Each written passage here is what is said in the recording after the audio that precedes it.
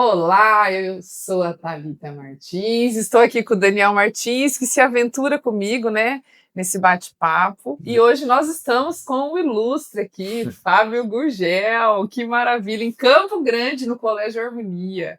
O Fábio veio para um evento, né, da Aliança, um seminário, né, Fábio? Isso, seminário e uma palestra. Maravilha, que bom, né, Fábio? Um prazer enorme estar com vocês aqui. Já é quantas vezes aqui? Uma, duas? Não, é minha segunda. Segunda vez. Não. Cidade é quente, né, Fábio? Um pouquinho.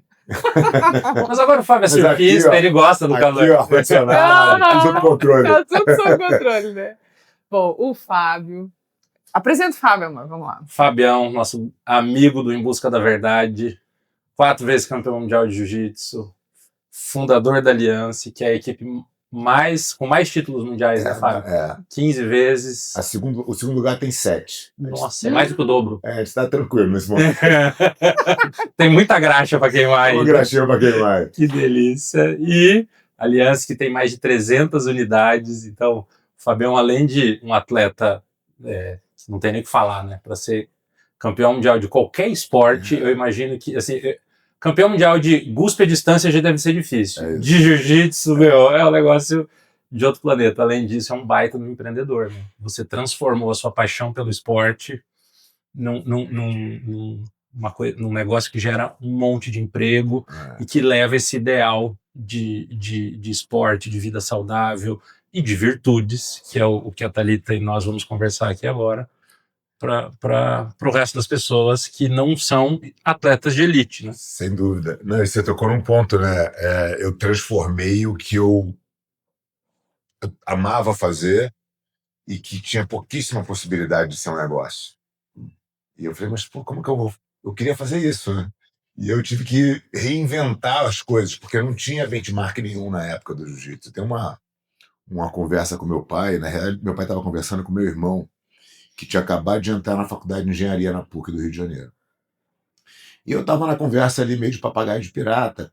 O meu pai vira para mim e fala, e você, vai fazer o quê quando crescer? Porque eles estavam falando de trabalho, mercado de trabalho e tal. Você era adolescente? Eu era adolescente, tinha 15 anos. Eu falei, jiu-jitsu. Ele falou, não, eu tô falando de trabalho. Mal ele sabia, né? Ele falou, não, então, legal, você sabe o tamanho desse mercado que você está querendo trabalhar? Porque eu falei, sei, a gente tinha 15 anos, sabia nada. Sabia que era mercado. Sabia que era mercado. Ele falou, vou te falar 2 coisas. A primeira é que você vai ter que ser muito bom nisso, porque o mercado é muito pequeno, tem muito pouco espaço. Então, me parece meio óbvio que você tem que ser bom. Você consegue ser bom nisso? Eu falei, acho que eu consigo ser bom. Ele falou, então, depois que você for bom, você vai ter que ser diferente. Porque se você continuar repetindo o que as pessoas que estão no jiu-jitsu hoje estão repetindo, significa que não tem mercado. Eu cresci um pouco com essas ideia incutida, ideias né? incutidas na minha cabeça. Que eu tinha que ser bom. Então, cara, como é que eu vou ser bom? Eu vou treinar o máximo que eu puder treinar. E como é que eu vou fazer diferente? Eu vou começar a perceber, com alguma antecedência, os movimentos das gerações que estão na minha frente. Então, eu olhava o meu professor, olhava os pares dele ali, olhava os caras que eram os campeões, e para onde eles estavam indo. O desfecho, né? E aí, de repente, eu fui vendo que realmente meu pai tinha razão. As pessoas iam sumindo do jiu-jitsu. Quando eu cheguei na faixa preta, por exemplo, teve um hiato, assim, os meus ídolos de garoto não estavam mais... Eu achei que eu ia lutar com eles quando eu chegasse na faixa preta. E, de repente, esses caras estavam parando com, sei lá, 30 anos de idade, os caras estavam parando, porque os caras tinham que trabalhar com outra coisa. Eu falei, pô, eu não quero ser isso, né? Eu preciso achar um jeito de me manter fazendo jiu-jitsu. Então essa foi a minha caminhada, assim, o que eu tenho que fazer?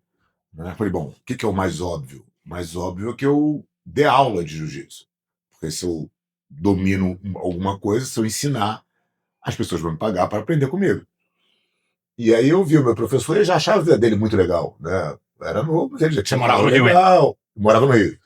Ele já tinha um carro legal, ele viajava, ele morava em Ipanema. Tinha uma vida boa. Uma vida ótima. Para 15 anos era maravilhoso. Era tudo que você queria, né? 15 anos eu estava satisfeito. Eu falei, eu acho que eu tenho que ser professor de jiu-jitsu. E aí eu comecei a me botar disponível. Eu falei, cara, posso te ajudar? Como é que faz? Ele falou, não, vem, me ajuda na aula das crianças, me ajuda na aula não sei o quê, me ajuda, pega aquele faixa branca ali, dá a primeira aula para aquele. E eu fui ficando na academia e eu fui me encantando com aquele ambiente, não só pelo jiu-jitsu em si, que eu adorava, mas porque eu via que as pessoas se transformavam ali de fato. Eu vi entrando uns caras assim, que Perdidos. todo errado, sabe quando a vida do cara tá toda errada? E de repente o cara se arrumando, o cara ficando em forma, o cara ficando brincalhão, o cara ficando muito mais A vida tomando relaxado, ordem. a vida ganhando uma ordem. Eu falei, nossa, isso aqui é total jiu-jitsu, né? E eu falei, pô, ser professor é uma coisa muito legal. E eu comecei a dar aula e comecei a ter os meus alunos ali que eu cuidava e tal. E meu professor era um cara super relaxado, é até hoje. E teve uma época que ele, inclusive a gente estava falando disso, essa quarta-feira passada foi aniversário dele, eu estava com ele em Búzios, a gente foi dar uma caminhada na praia e tal. Fiz uma linha de mentoria. É o Jacaré que O é o seu Jacaré, sócio? é, Tá. né? Que antes de ser meu sócio, ele foi meu professor a vida inteira e tal. Eu estava caminhando com ele na praia e ele estava contando as histórias de antigamente, como é que era, como é que não era, e lembrando uma vez que ele viajou para a Indonésia, e que era assim o lugar que os surfistas iam. Então tinha uma turma do Rio que viajava para a Indonésia direto. Ele foi. Falou, Fábio, eu vou viajar essas 2 semanas, você segura as aulas aí e tal. Eu falei, claro, não. Eu tinha 17 anos de idade. Eu era faixa roxa na época. Eu falei, não, pode deixar com 2 aulas. Eu ia lá e dava as aulas e tal, copiava o que ele fazia. Eu já tinha uma qualidade de jiu-jitsu boa, a academia era pequena. Ele foi ficando. Só chegava cartão postal, porque não tinha internet, não tinha telefone. Chegava o cartão postal, aqui tá maravilhoso, olha essa praia e tal. Vou ficar mais 15, vou ficar mais 15. Ele ficou 50 dias. E eu fiquei lá. E aí eu pegava os cheques, depositava no banco, pagava as contas. Virou administrador, eu de professor eu administrador. comecei a administrar a academia, que eu já ajudava ele um pouco nessa função que ele não gostava e eu já achava interessante.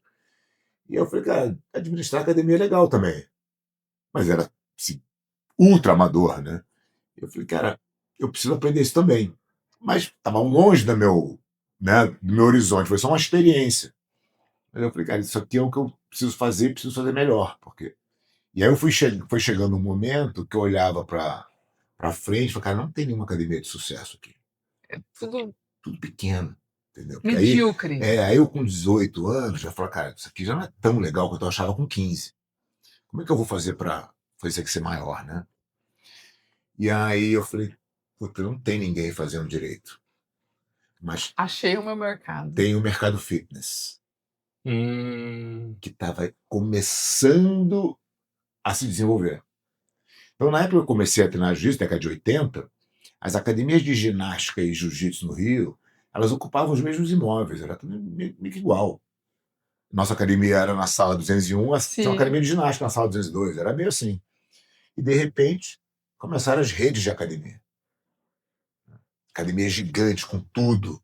Falei, nossa, esses caras estão mudar o jogo, né? Você saiu de uma academia que tinha 100 alunos, põe 5.000. Eu falei, eu vou colar nesses caras, eu vou ter que estudar o que esses caras estão fazendo. E aí foi nesse momento que eu recebi uma proposta para mudar para São Paulo. Tinha recém, eu tinha 4 anos de faixa preta. Pelo jiu-jitsu. Aí, pelo jiu-jitsu, para dar aula numa academia dessas grandes de jiu-jitsu, o cara queria ter jiu-jitsu em São Paulo. E aí eu fui, e aí São Paulo abriu um outro mundo e tal, e a gente começou a ter realmente uma perspectiva melhor, e nesse meio tempo a gente foi abrindo, a rede foi se expandindo, toda desorganizada ainda, mas a gente... Mas não era aliança ainda. A Aliança foi fundada em 93, no ano que eu fui para São Paulo. Ah, ou seja, a Aliança tem 32 anos. é a mesma idade do Harmonia. O Harmonia foi fundado em 93. É? Ó, então, o UFC foi fundado em 93, a Confederação Brasileira, o Harmonia e a Aliança. Olha que top. Seu pai é vivo? Não, meu pai faleceu em 2018. Ah, então ele viu Mas o ele resultado viu da todo- conversa dele com você. Viu.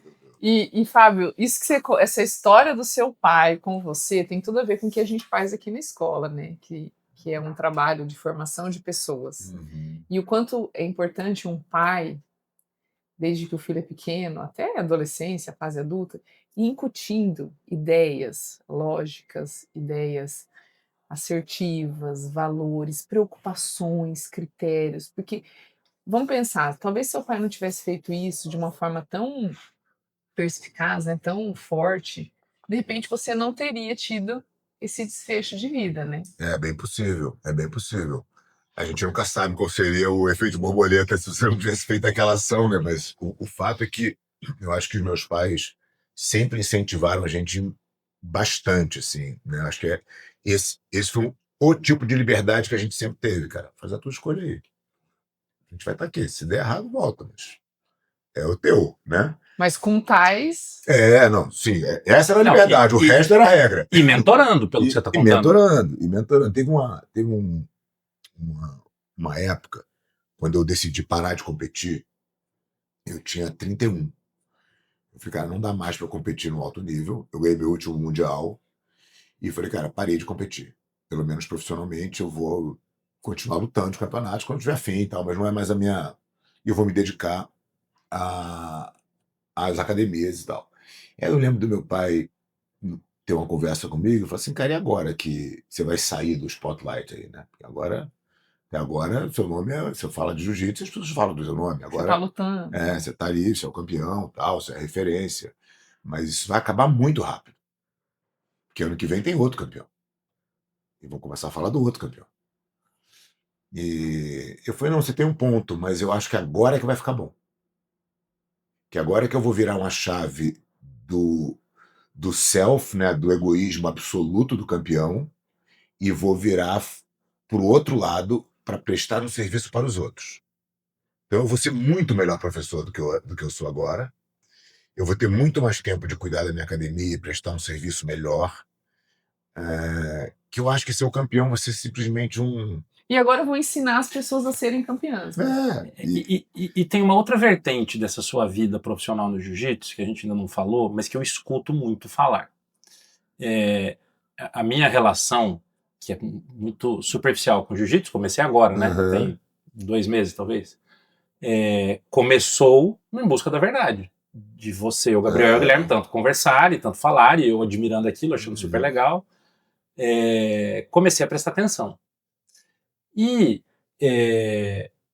a gente já conversou sobre isso, eu tenho uma prótese no quadril, eu tinha medo de começar a fazer jiu-jitsu, me machucar, e você tem as suas próteses, a gente já conversou bastante sobre isso. E eu tenho 44 anos, então eu sou da geração que o jiu-jitsu era coisa de bad boy, era um negócio marrento. Sim. E com muitas pessoas do jiu-jitsu, amigos meus com quem eu tenho muitos amigos faixa preta aqui em Campo Grande. E muitos deles, e outros em São Paulo, atribuem a você como é que eu vou dizer assim? Um divisor de águas. Um divisor de águas, para deixar de ser um esporte de bad boy, uma coisa de quem quer brigar e quem quer arrumar confusão com os outros, e passar a ser algo mais visto por aí, como é o judô, como é o karatê, etc. Isso foi intencional da sua parte? Isso acabou acontecendo? Olha, eu até acho que eu tenho, sem falsa modéstia, um peso nessa caminhada do jiu-jitsu para sair desse atolheiro que ele se enfiou, né? Mas tem muita gente boa no jiu-jitsu trabalhando em prol do jiu-jitsu. O que existia era uma minoria barulhenta que fazia um estrago. Se a gente voltar no tempo, quando o jiu-jitsu começou no Rio de Janeiro com a Academia Gracie, inclusive está fazendo 100 anos, esse sábado agora tem um evento de 100 anos da Academia Gracie no Rio de Janeiro. Eles trabalhavam com elite, só trabalhavam com aulas particulares, só trabalhavam para melhorar as pessoas. Não tinha absolutamente nenhuma mancha. Eles eram lutadores e professores. Não tinha absolutamente nenhum aspecto de bad boy naquela época. O que aconteceu? Os campeonatos começaram a se desenvolver, então as academias foram se voltando para o esporte competitivo. O esporte competitivo ele era muito amador, quer dizer, não tinha dinheiro no mercado, porque o dinheiro meio que regula, né? Você não vai fazer besteira porque você não quer ganhar dinheiro, você não quer ter patrocínio. Isso não tinha nada disso, só tinha o teu status de ser o melhor, né? E as pessoas queriam ser, mas não conseguiam porque era difícil. Então você fala, bom, se eu não consigo ter sucesso no campeonato, deixa eu fazer uma confusão aqui na festinha, deixa eu ficar o valente da escola, do clube. Eu vou chamar a atenção de alguma forma. Exatamente. Então, essa minoria fez um tremendo barulho, e aí isso foi ganhando uma gasolina em algum momento da mídia, que foi vendo que isso também dava retorno, e o jiu-jitsu foi entrando nesse atoleiro. O que eu percebi foi que a gente tinha desvirtuado a filosofia. Que isso era ruim para o esporte, mas isso era péssimo para o negócio. Então eu olhava para a academia e falava, cara, como que eu posso ser sei lá, campeão mundial, bicampeão, tricampeão, não sei no momento que eu estava nessa decisão, eu acho que eu já era tricampeão mundial, e minha academia ter 100 alunos. Em São Paulo, que tem uma população de milhões de pessoas. É um país em si só, né? Alguma coisa está muito errada. Uhum. Né? A gente realmente criou uma mancha na imagem do jiu-jitsu muito ruim. Que precisa ser ressignificado. Como que a gente ressignifica isso? Foi a primeira coisa, como a gente se comporta dentro das nossas academias com os nossos alunos. Então, o foco da competição, ele teve um lado positivo na expansão do esporte, mas ele foi muito nocivo para a sociedade como um todo. Entendi. Porque ele virou excludente. Porque o esporte de alta performance é excludente por si. Por natureza. Por natureza. É para descobrir quem é o melhor. Então é para ir excluindo. É para excluir todo mundo. Sim. Né? Então o juiz tinha virado isso. Eu olhei e falei, cara, é isso. Aí, eu tive esse insight na Alemanha, numa viagem, conversando com um professor de Kung Fu. E ele querendo entender como a aliança funcionava, e o jiu-jitsu e tal. E ele falou, pô, sabe quantos alunos o meu mestre tem aqui de Kung Fu na Alemanha? Eu falei, sei lá, pô, não sei nem que Kung Fu é esse que você tá falando. 50 mil. Eita. Eu falei, como? Eu falei, entendi errado, deve ser 5, né? Mas já tava achando um absurdo. A aliança devia ter 1.000, né? Ele falou 50 mil. Eu falei, cara, me leva para ver uma aula desse negócio aí que eu vou Deixa eu levar entender o que tá acontecendo. Que mel que esse eu homem... vou botar com a faixa na cabeça. Vou mudar de luta. Eu vou levar o 21 pro Brasil, que vai ser um sucesso. Mas, de fato, assim, eu fui assistir a aula extremamente curioso e não tinha uma marcialidade efetiva ali, não existia não é que era uma ginástica, tipo um crossfit, não era nada disso. Mas ele tinha um modelo metodológico muito interessante. Aí que entrou. Onde o aluno sabia exatamente onde ele estava na jornada, tinha pequenos gols que o aluno tinha que fazer e tal. Eu falei, As graduações. Já identifiquei várias coisas com eu olhei e falei, meu Deus do céu, a gente está fazendo tudo errado. Tem um sentido, né? Eu sei onde eu vou chegar, tem um percurso. E o que era legal pra gente que vivia no jiu-jitsu? Era justamente o contrário. Eu não queria saber quando eu ganhar a faixa. Eu queria bater nos outros. Para mim, eu queria ir lá no campeonato, quero ganhar dos caras, entendeu? Se eu tiver que ficar na faixa amazônica, eu vou ficar. Um dia eu vou chegar. Eu já estava tão comprado na ideia que para mim não fazia a menor diferença. Mas pro povo, você não bota um aluno aqui no Harmonia e fala, o cara fala, pô, quando é que eu vou me formar, Daniel? Você fala assim, vai estudando aí, esquece aí. Um dia, talvez, se a Thalita for com a tua cara. Ela vai te dar uma nota. Então, era meio assim que o jiu-jitsu tratava as pessoas. Eu falei, cara, isso aqui é uma insanidade. E aí as pessoas ficavam saindo também, né? Então, isso tem exatamente 25 anos. Essa metodologia já fez 25 anos agora. E eu falei, cara, a gente vai revolucionar esse negócio aqui. A gente vai mudar. E aí, crítica de todo lado, os caras acham, só quer, ele é mercenário, só pensa em dinheiro. Eu falei, eu quero continuar aqui, não sei quanto você vai continuar. Mas eu quero. Eu quero continuar. Né? Não, e não é só isso, né? Eu vejo o Rafa nos graus que ele ganha, né? Não tem uns negócios? Sim. Cara, tem toda uma estrutura, tem todo um pensamento, não é só um esporte físico, não é só ir lá e lutar. Cara, isso foi ficando cada vez menor dentro do processo inteiro, né? Que a gente vai chegar nas virtudes, mas o ponto é, cara, você vai se desenvolver, você vai ganhar os seus elogios, né, em forma de conquista, de grau comportamental, você vai se desenvolvendo através do jiu-jitsu, sabendo exatamente o que você tem que fazer e aonde você está na jornada. Porque sem isso é impossível. Se nem isso é quando eu me formo, não sei, fica aí, ninguém fica. Qual é a jornada do herói, né? Qual é a jornada? Você tem que ter uma jornada. Uhum. Então, a gente estabeleceu isso em 25. A gente era 2 vezes campeão mundial na época. Eu trouxe a metodologia. Não, em 25 não. Há 25 anos atrás, né? Entendi. Em 2000. E aí eu falei, bom, agora eu preciso treinar os meus professores nessa ideia. Aí, Essa filosofia, né? Porque aí não quando deixa. eu olhei... Não, eu estava falando... Até então, eu estava tentando arrumar a parte técnica. Que eu falei, eu vou oferecer para o meu aluno um currículo que eu sei agora quanto tempo ele precisa ficar nesse currículo para atingir essa qualidade técnica. Uhum. Porque a gente não tinha nada disso. Você ia na academia, sei lá, hoje eu vou ensinar a chave de braço, amanhã eu vou ensinar a chave de pé. Não tinha nenhuma conexão. Entendi. E o aluno tinha que se virar. Imagina o cara chegar aqui e falar assim, hoje vai ser equação de segundo grau, amanhã agora vai ser Agora vamos voltar por lá. que separado. Meu Deus, Não tinha uma ordem. Um currículo mesmo. não tinha metodologia, não tinha currículo, não tinha ordem, não tinha nada. Era assim, salve-se quem puder.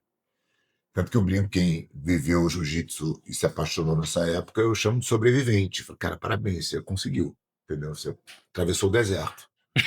Mas isso não quer dizer que esse modelo seja o correto. Sim. Então a gente mudou.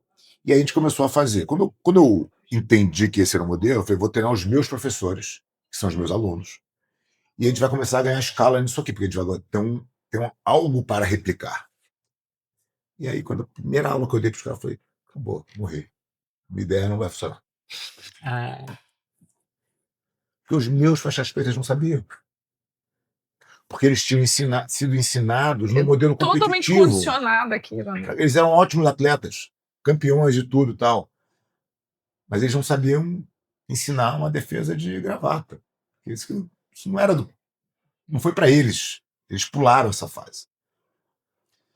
Eu falei, vou ter que voltar tudo. Fora que não necessariamente um ótimo atleta é um bom professor. Né? Também não. Mas era mais grave do que isso. A técnica, né? Faltava tinha uma lacuna na técnica. Uhum. Uma lacuna. Quando você vai criar... De conhecimento do corpo, né? Não, e assim, você vai criar qualquer metodologia. O que é o que é basilar? Fala, olha, eu só consigo aprender alguma coisa que eu relaciono com algo que eu já sei. Uhum.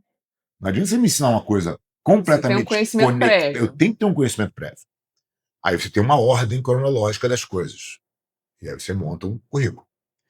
Quando você tem um gap aqui, você não tem um entendimento. Eu não consigo falar com esse cara que nunca fez jiu-jitsu. Porque eu vou querer ensinar para ele uma técnica que não faz o menor sentido para esse cara. E eu perdi esse meio do caminho. Aí eu olhei e falei, cara, e agora? O que eu faço? O que eu faço? Aí eu falei, já sei, conversei com todos e falei, cara, a situação é essa. Eu acho que isso aqui é grave pro futuro de todo mundo e tal. O que vocês acham da gente voltar e fazer Vocês vão pegar, obviamente, muito rápido, porque vocês são ultra habilidosos, mas a gente precisa voltar, vocês precisam aprender esse currículo. E a culpa é minha de não ter ensinado para vocês. E aí eles toparam. Até porque a chance disso de se perder seria muito fácil, né? Sim. Sem uma base estrutural ali. Né? Exatamente. Diluir. Um risco grande do jiu-jitsu perder essa conexão. Uhum. Né? E a gente foi a primeira escola que fez isso. Depois as outras foram fazendo e tal. E os alunos falaram, legal, a gente vai voltar, vamos fazer. Aí eu falei, puta, legal. Os alunos voltaram para fazer. E aí a gente começou o treinamento deles. Nesse meio do caminho, a gente teve uma questão política de duas federações que brigaram e eu perdi todos os atletas que eu tinha. Todos os meus faixas pretas que eu estava treinando aqui criaram a dissidência e saíram da equipe. Não. Falei, bom, tô achando que não é pra ser mesmo. Vou ligar pro cara do 21. Como que funciona o negócio aí? Pô, dá pra ter uma filial aqui do 21 no Brasil. E aí eu olhei e falei, cara, fiquei sem ninguém. Aí tinha junto desse momento de perder a mão de obra, de perder os professores, um baque emocional gigante, né? Porque imagina, os caras criados ali, 10 anos, 12 amigos, anos, né? Não eram só professores, tudo. Tinha uma relação. E viraram oponentes? Viraram oponentes.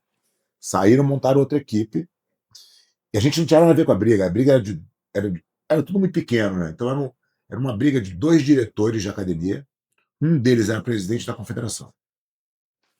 Essa outra academia brigou com ele e falou, então eu vou criar uma dissidência. Aí montou outra federação. Aí levou. E aí falou assim, como é que eu ganho da federação incumbente aqui? Eu vou oferecer dinheiro. Aí ele começou a oferecer dinheiro. Aí os atletas aqui, da minha, falaram, opa, eu quero dinheiro.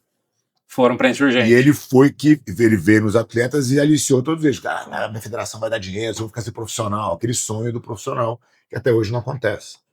E eu falei, cara, não tem como o cara se manter, tá gastando dinheiro dele. Isso aqui é mentira, isso aqui não vai dar certo.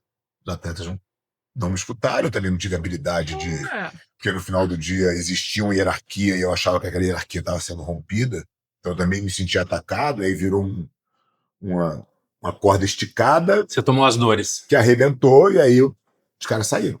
E o resumo é que eu fiquei sem ninguém. Aí eu falei, bom, ficamos sem ninguém. Falei, Jacaré, a situação é essa. Os caras foram embora. O Jacaré tá morando nos Estados Unidos há um tempo, tava meio desconectado do que estava acontecendo no Brasil. Falei, perderam todo mundo. Que vai demorar 10 anos. Não sei fazer outra coisa, eu vou continuar fazendo. Vou investir esses 10 anos. Eu vou formar a galera. Só que aí qual foi o lado bom, né? Que sempre tem. Eu não tinha ninguém agora para atrapalhar a metodologia. Porque esses caras não tinha ninguém resistente. Esses caras mal bem já tinham um peso, né? A palavra deles já funcionava, os caras já eram campeões e tal. Eu estava na minha fase final de competição. Eles eram os sucessores ali do negócio e de repente saiu todo mundo. Então ficou um gap gigante. Essa turma que estava vindo embaixo, que ainda está bem embaixo, só obedecia o que a gente estava determinando ali e tal. Tipo um pessoal faixa roxa? Assim. Tipo faixa roxa. Foi o máximo que ficou faixa roxa. Até os marrons saíram porque queriam ficar perto dos pretos. Né? A gente ficou com muito pouca gente. Mas aí a gente começou a trabalhar a metodologia. Aí você moldou também essa galera. E aí a academia começou a multiplicar o número de alunos. Eu falei que era isso. Essa é a receita. A gente vai cuidar de quem está fora do jiu-jitsu ainda. Da base, né? Vamos trazer a gente vai fazer a base da pirâmide voltar a ser uma base normal de pirâmide. Porque a gente era assim, ó. Nenhum faixa branca embaixo, cheio de graduado em cima, cheio de vontade, de vaidade, de ego, de um monte de coisa que era difícil de administrar. E de repente esses caras foram embora. A gente começou a encher de novo a pirâmide de faixa branca, de faixa azul, a academia foi crescendo, a academia que tinha 100 alunos passou para ter 250, aí a gente falou, opa, a gente está multiplicando isso aqui. E as academias que estavam com a gente começaram a melhorar também, e a gente foi trazendo ordem para o negócio. Quando a gente começou a botar a cabeça para fora da água de novo, a gente teve um aluno que ficou nessa época, que não era faixa preta ainda, mas era um garoto muito talentoso já, que a gente sabia que ia ser campeão. Ele ganhou a faixa preta e começou a ganhar absolutamente tudo. Então ele começou a chamar a atenção da equipe de novo. Aí mais gente queria vir treinar com ele, a gente foi recebendo as pessoas e foi formando um grupo de novo. Só que agora a gente tinha a metodologia e tinha uma ordem já pré-estabelecida. Então quando a gente retornou para o cenário de competição em 2007, a gente fica em segundo lugar no Mundial de 2007, né? Então esse racha acontece em 2001, a gente fica 6 anos se recompondo, desaparecido, perde o Mundial de 2007, mas fica em segundo, e a gente ganha em 2008, e a gente faz o maior strike da história, a gente ganha 9 mundiais consecutivos. Caraca! A gente ganha 9... Ou seja, a metodologia deu certo. Super certo. E aí, o que acontece? A gente ganha 9 consecutivos, e aí é o momento que a gente, de fato, constitui a Aliança como empresa, porque até então ela era só uma equipe de competição. Aí, em 2014, a gente constitui a Aliança de Licenciamentos, que é uma empresa que pega essa metodologia, bota debaixo do guarda-chuva, uniformização, padronização de escola e tal, e aí começa a entregar esse licenciamento de marca e método para os nossos filiados. Começa a organizar todo mundo, fala, agora tá aqui o contrato, se não quiser sai, a gente vai trazendo todo mundo de uma forma mais organizada. Uniformizando e profissionalizando. Então aí começa os exames de faixa, começa toda a metodologia a ser realmente implementada de forma uniforme nas escolas.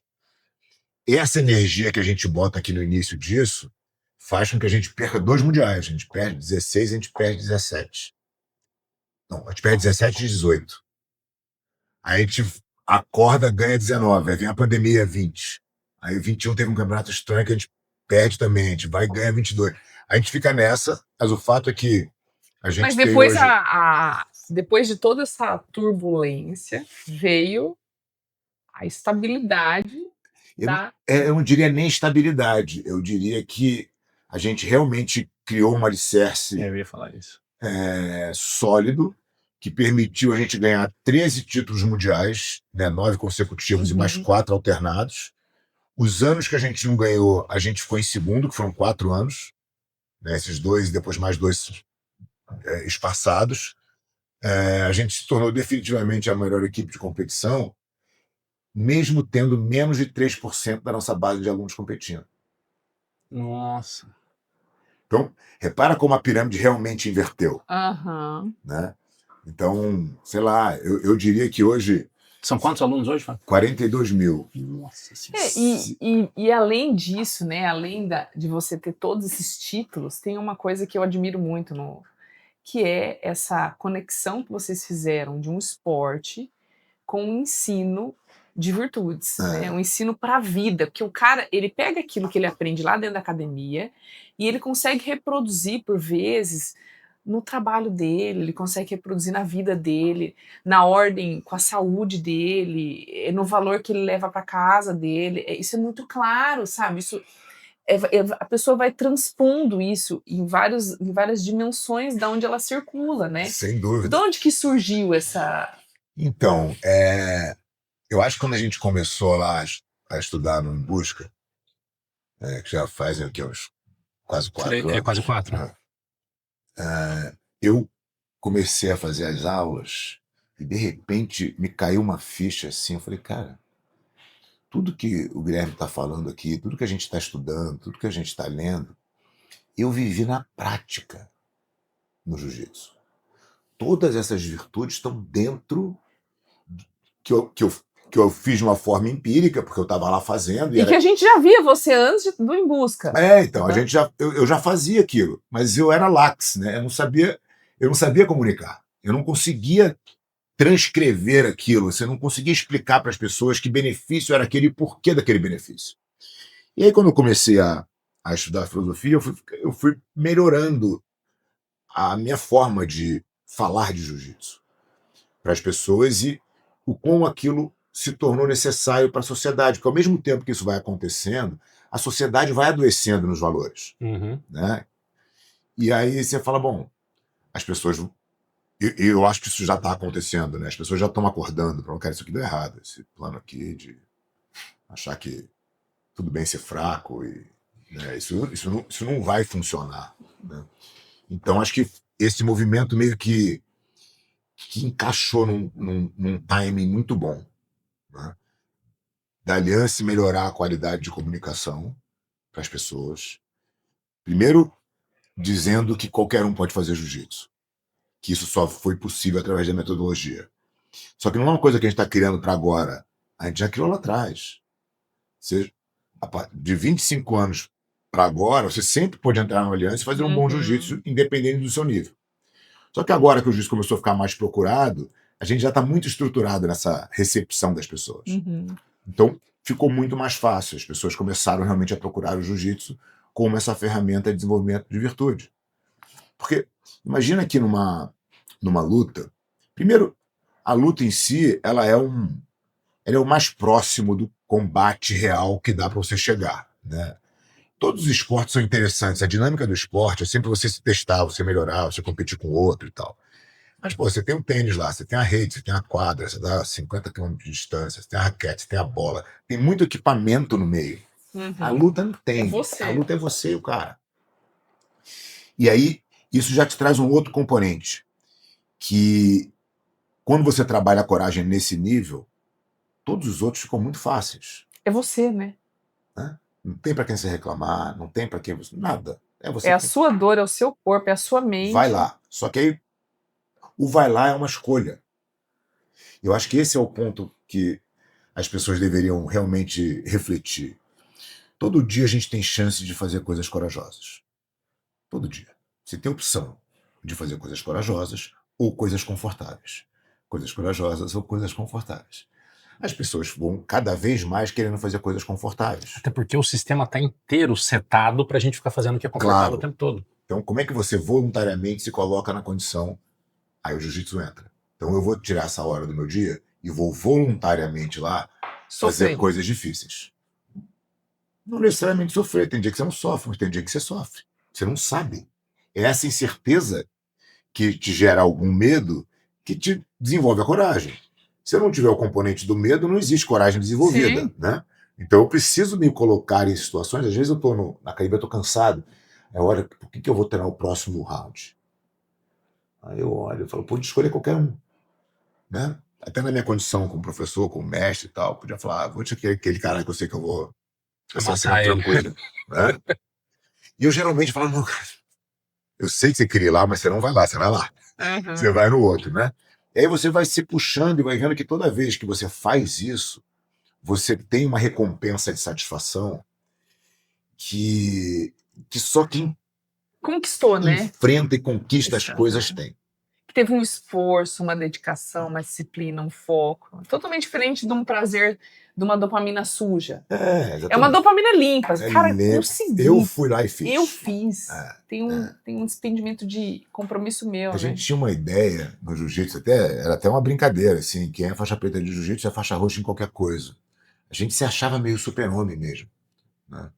Eu lembro de quando eu era garoto, sei lá, devia ter uns 17, 18 anos, eu andava na rua no Rio, assim, da minha casa pra academia, eu olhava para as pessoas, falava, cara, eu bato em todo mundo que tá aqui.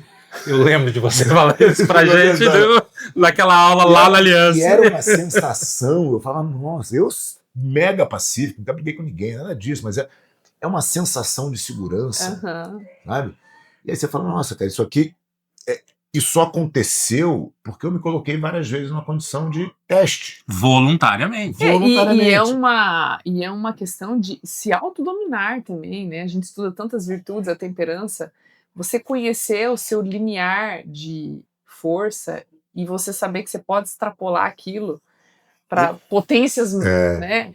Tem um exemplo da temperança aqui no jiu-jitsu, porque o que é a temperança senão você se tornar mais reflexivo nas suas decisões, né?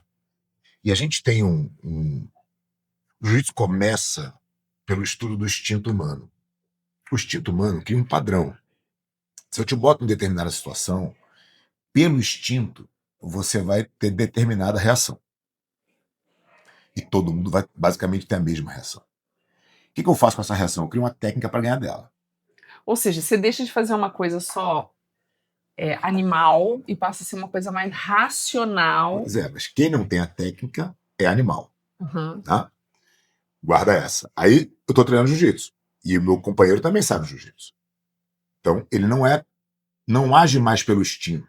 Ele vai botar uma outra técnica. E eu tenho que, de novo, ganhar com outra técnica. As técnicas vão se encaixando. Até uma hora que a técnica falha. Porque todo mundo é falível.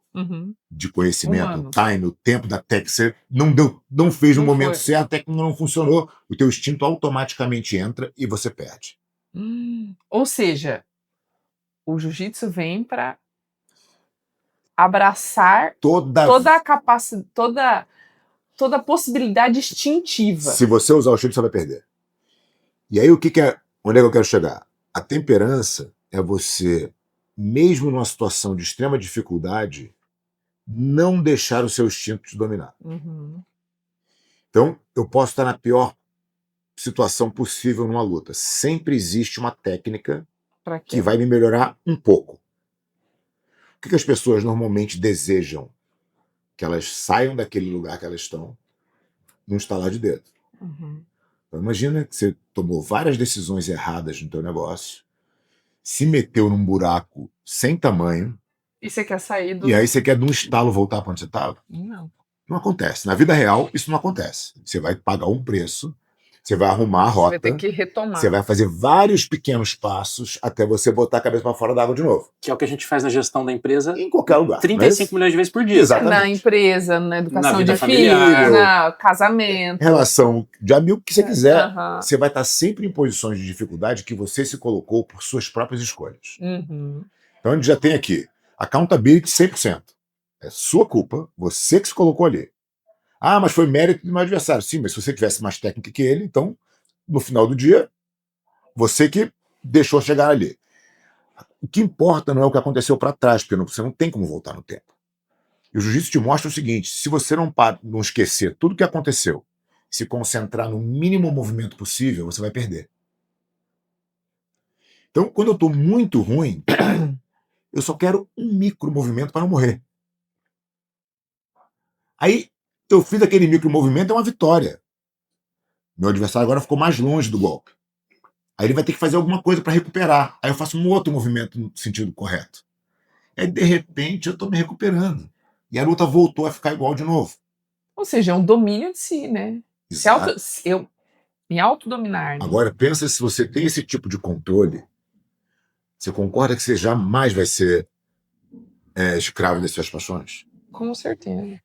Existe aí um elemento de um poder de controle, um poder de disciplina que você só desenvolve na prática. É muito difícil você conseguir... De fora para dentro, pensar, né? É muito difícil. Você pode entender, mas a tua emoção é tão forte que você não consegue controlar.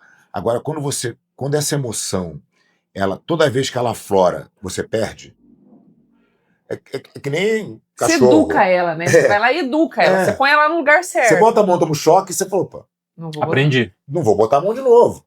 Né? E é isso todo dia. Aí você fala, pô, tá legal. Então a temperança está envolvida total no jiu-jitsu. Tem um outro componente que é fundamental no jiu-jitsu, que é você aprender que perder não é necessariamente um problema. E eu acho que aí é um ponto onde as pessoas têm talvez uma das maiores aversões humanas, né? Você perder se for em público, então, é um desespero. O que trava as pessoas de fazer as coisas é esse medo, né? O medo do escrutínio público, de ser exposto na sua derrota e tal. As pessoas se retraem, não querem fazer e tal. O jiu-jitsu é uma luta que o seu adversário, ele quer 100% o oposto do que você quer o tempo inteiro. Nada mais chato, né? Cara, o Rafa fala isso direto. Pai, aquele guri é chato de lutar com ele, hein? Cara, como é Todo chato. Todo mundo é chato de ele lutar. Ele não deixa eu fazer o que eu quero. Todo mundo é chato de lutar, porque você bota a mão na gola, o cara vai tirar a gola. Você fala, cara chato. O cara tá o tempo todo te tirando da sua zona de conforto. Exatamente. E aí vamos lá, aí você tem um plano. Aí você vai fazer teu plano. Você tem dúvida que o teu plano vai dar errado com um cara que quer 100% o oposto do que você quer? Óbvio que vai dar errado, né? Aí o plano dá errado. Aí você tem dois caminhos. Ou você fica reclamando que o plano deu errado, e aí você vai reclamar uma vez, na segunda o cara já vai estar nas tuas costas te estrangulando. Ou... Então você não tem tempo de ficar reclamando. Ou você vai achar um outro caminho rapidamente para desviar daquele bloqueio que ele criou. Então tudo que vira uma derrota vira uma oportunidade. Isso vira forma de pensar. É como se estivesse criando linhas estratégicas mentais de resolução de problema o tempo todo. Exatamente isso. Aí você matou. Jiu-jitsu é uma grande resolução de problema. É igual aquele supercomputador do Vini. Em tempo real.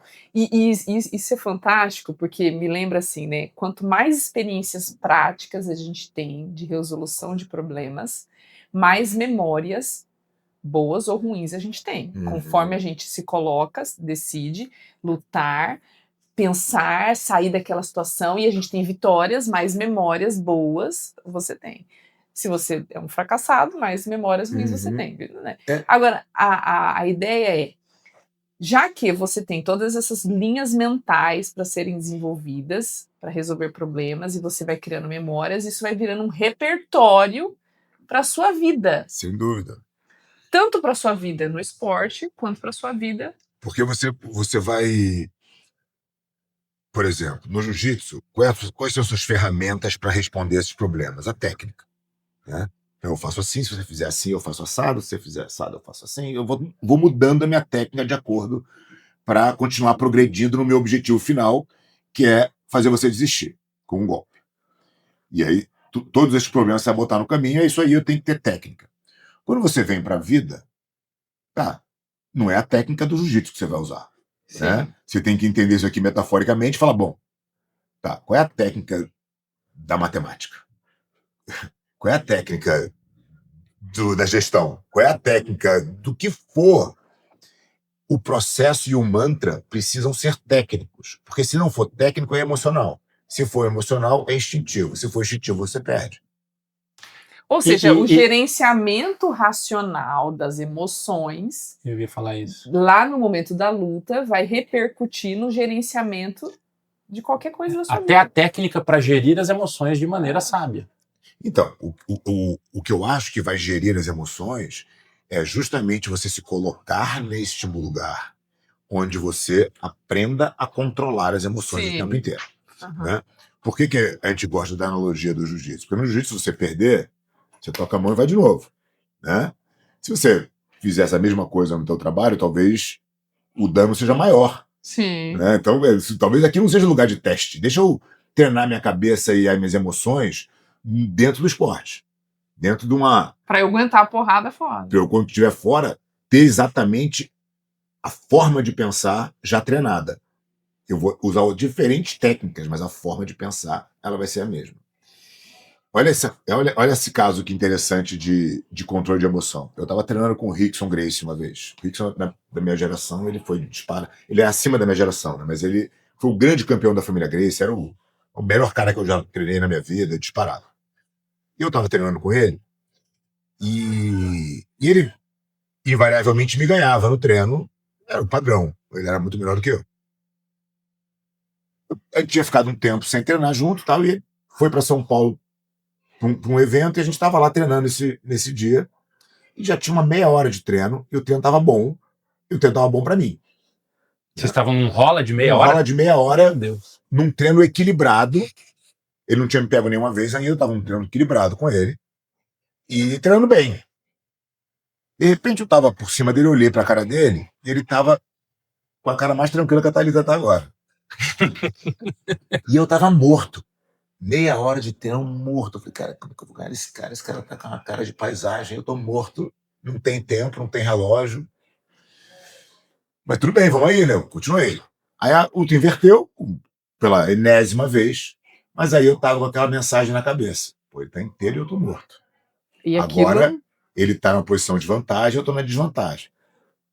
Né? O que adianta eu fazer essa força agora? Porque eu não... Aquilo já vai te a consumindo, né? minha energia eu sei que tá acabando. Você tava com 4 de live. E ele tá com um tanque cheio. E aí ele montou, me estrangulou, eu bati. Quando eu bati, ele caiu pro lado morto. Ele tava tão cansado ou mais cansado do que eu. Mas não havia absolutamente nenhuma demonstração emocional. Falei, nossa, que aula. Ou seja, né? Que aula. Eu não precisava ter me entregado. Quão importante é você ter o controle emocional. Você ter o que você está demonstrando pro outro. Né? Você sabe que eu era ciclista, né? E o Daniel falava que eu tinha cabeça de perdedora. E eu falava, não é isso, Daniel. É que se eu tô lá no meio de um campeonato, tá cheio de mulher, e eu tô vendo que aquele negócio tá embolando, e eu vou colocar minha vida em risco, segunda-feira eu tenho que trabalhar, ele já fala assim, aí ó, olha o tanto de coisa que você já colocou na sua cabeça. Minha mulher é igual, impressionante. Você tem que chegar. Pensa em todas as possibilidades negativas antes de alguma coisa poder dar certo, entendeu? Mas a única vez que eu fui campeã 2 vezes, né? As 2 únicas vezes foi quando eu não pensei em nenhum risco que eu estava correndo naquele momento. Eu vou ganhar esta prova hoje. Eu cheguei morta, acabada, mas eu levei, na volta, eu e a minha companheira de equipe, a gente conseguiu abrir uma fuga, e a menina que ficou para trás pegou um vácuo, que a gente fala, com homem, né? Então, cara, é muito fácil dele chegar na gente, né? Então eu falei, Carol, a gente se reveza 30 segundos cada uma na frente da outra, e no final a gente não tem essa, vai embora, porque daí no final nós duas íamos concorrer ao primeiro lugar, né? Sprint. O sprint. Mas aquele dia eu falei, como a cabeça ela tem o poder de te levar pro pódio e de não te levar pro pódio. Né? Então, é exatamente isso. Aí você tem... Então, legal, temperança tá aí. Você tem que... Não tem como você não desenvolvê-la no jiu-jitsu. Senão você não consegue evoluir. Aí, você tá treinando num ambiente e você precisa de parceiros de treino. Né? Sem eles, você não consegue. O jiu-jitsu é o esporte individual mais coletivo que existe. Né? Se você não tiver... Você não luta com ninguém. Não luta com ninguém. consegue fazer kata, não tem nada disso. Tem que lutar com alguém. Existe um código no jiu-jitsu que você deu os 3 tapinhas, a pessoa te larga na hora, você desistiu. O que esse código significa? Que eu posso confiar 100% em você. O senso de justiça que existe no jiu-jitsu é gigantesco. As pessoas, não vou dizer que não tem trapaça, porque pode num campeonato, pode ser que aconteça alguma coisa. Num treino de academia, é impossível da pessoa tentar tirar qualquer tipo de vantagem, porque você entende o teu companheiro como parte daquele processo. É o cara que eu posso confiar, que eu posso dar 100% do meu máximo aqui, porque eu sei que se eu for pego, eu vou dar 3 tapinhas, ele vai soltar, eu não vou me machucar, eu vou continuar de novo. E vice-versa, viu? É um código quase que universal, sabe? E você sabe que tem uma outra coisa, na linha disso que você está falando, que eu acho muito legal, que é os mais graduados cuidam dos menos graduados. Então, uma das primeiras coisas que eu aprendi é a coisa mais segura que existe é você rolar com faixa preta. Claro. Quem é um faixa branca? Cara, sim. Esses tempos E a mais perigosa com faixa preta é rolar com faixa preta. O Ronaldo, esses dias, sabe o Ronaldo, nosso amigo? O Ronaldo é roxa, né? Aí esses dias ele estava contando para mim que começou um faixa branca de 20 anos de idade, bombeiro, 2 metros de altura, cara, o cara tem um pulmão infinito. Chegou na hora dele rolar com o Ronaldo falou, cara, não vou rolar com esse cara não, porque ele vai me machucar, certeza. É isso. Então você tem um código de moral, de ética, você cria uma confiança. As amizades do tatame são amizades muito profundas, muito sólidas. Você está indo junto, sabe? É um pouco de junto na trincheira. Sociedade, né? Meio junto na trincheira, vivendo os momentos de ansiedade, de medo, de tudo junto, sabe? Nós temos mais 10 minutinhos pra gente poder. Vamos tomar forma. A Thalita e eu, nós estamos fazendo alguns cursos com uma pessoa que tem uma importância muito grande nas nossas vidas, que é o padre Paulo Ricardo. Não sei se você já... nós tivemos aula junto com ele. Nós estamos fazendo 3 cursos presenciais com ele em Cuiabá esse semestre. Legal. E esses dias eu estava assistindo uma aula, que a Thalita não estava lá, e ele estava nos ensinando o que é que constitui a masculinidade. E, de acordo com o ensinamento dele, e eu achei que fez um sentido tremendo, assim, a masculinidade, ela começa no aspecto biológico, certo? Até temerário dizer isso hoje em dia, mas enfim. É temeroso dizer hoje em dia, mas tudo bem. A gente precisa dizer, né? É isso. Precisa dizer que a grama é verde. Precisamos falar mais sobre isso. Exatamente. Né? Então, ela começa no aspecto biológico, por óbvio. O segundo grau da masculinidade, ela se dá na aquisição da virtude da virilidade.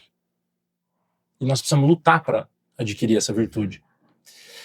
E o ápice da masculinidade, para todo e qualquer homem, é a paternidade. E aí, na hora, né, ele é padre, eu pensei, então... E aí, imediatamente, ele segue a explicação. E ele fala, e existem 2 tipos de paternidade. A paternidade biológica e a paternidade espiritual. E todo pai biológico precisa adotar espiritualmente o seu filho biológico, porque o filho nasce grudado com a mãe. O filho nasce da carne da mãe, não do pai. Então a gente tem que ir lá e tem que adotar o filho que saiu da barriga da mãe, mamou no seio da mãe, e que se deixar, vai ser o filhinho da mamãe pro resto da vida. Então, ele vai crescer sem o código paterno. Né? E ele fala, eu sou um padre, eu tenho alguns milhares de filhos espirituais ao longo dessa minha vida. Ele já tem décadas de sacerdócio, né?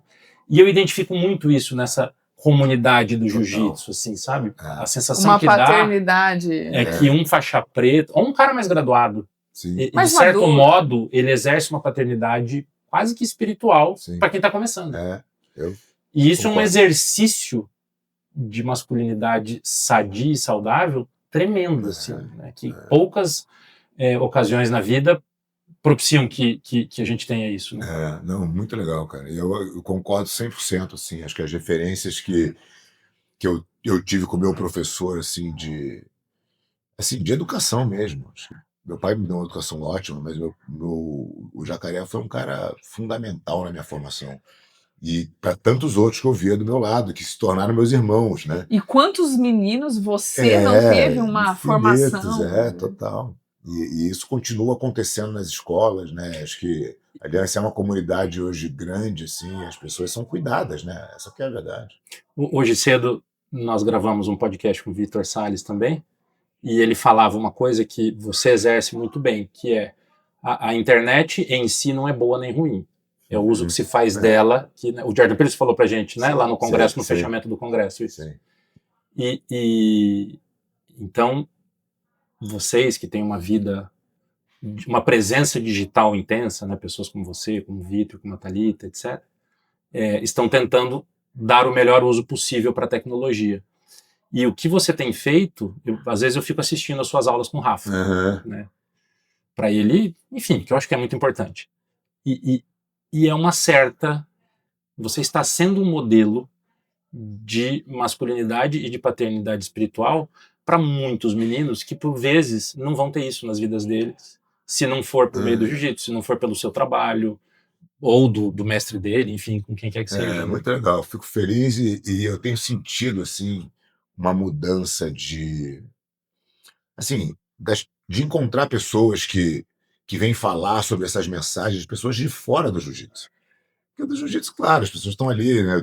Eu tenho uma autoridade dentro daqui da comunidade, mas eu tenho encontrado muita gente de fora, né? Que fala, cara, as coisas que você fala é pra vida, É pra vida. não tem nada a ver com jiu-jitsu, né?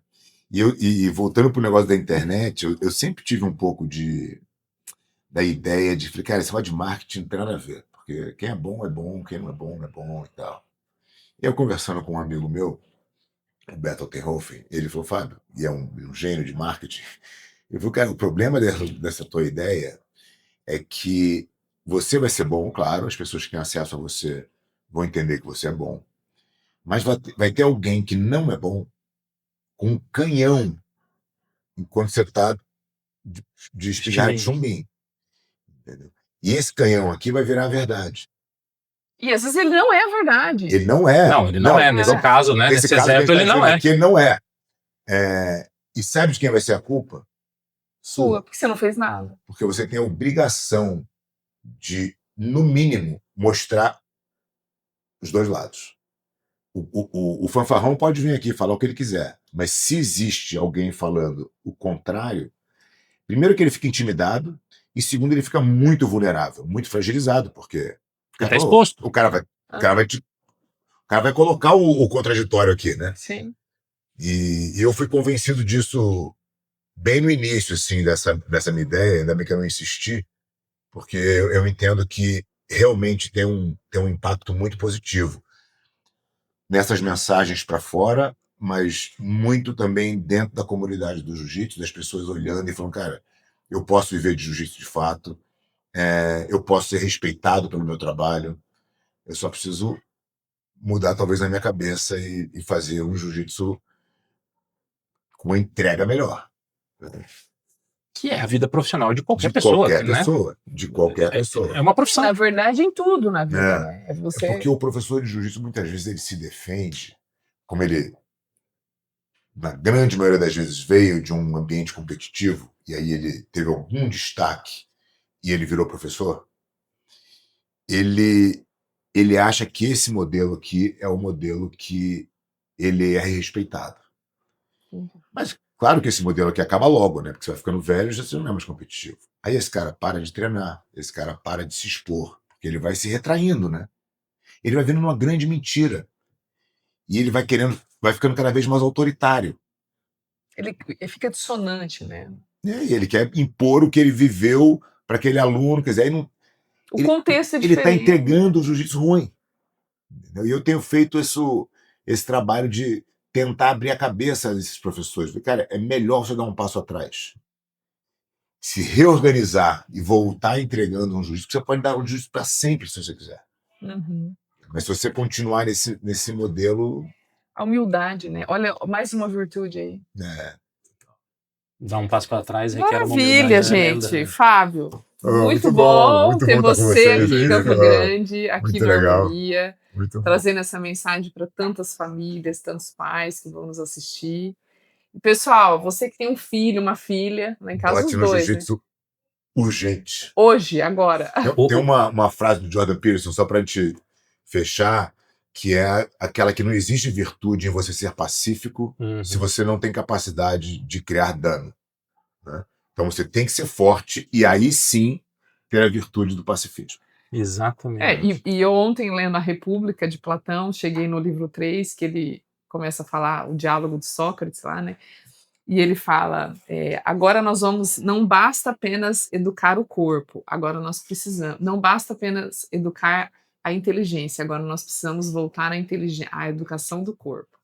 Então, tá aí, É uma dá para somatória, associar né? as duas coisas. Você falou que lá em casa os dois fazem, né? A Lulu e o Rafa, mas agora o Tomazinho, de 1 ano e 8 meses, eu chego em casa e ele fala, papai, gigijo, gigijo. Porque ele vê o Rafa e ele quer fazer igual, é muito bonitinho. Eu tô sentado, o Rafael me pega, Rafael solta, não, filho.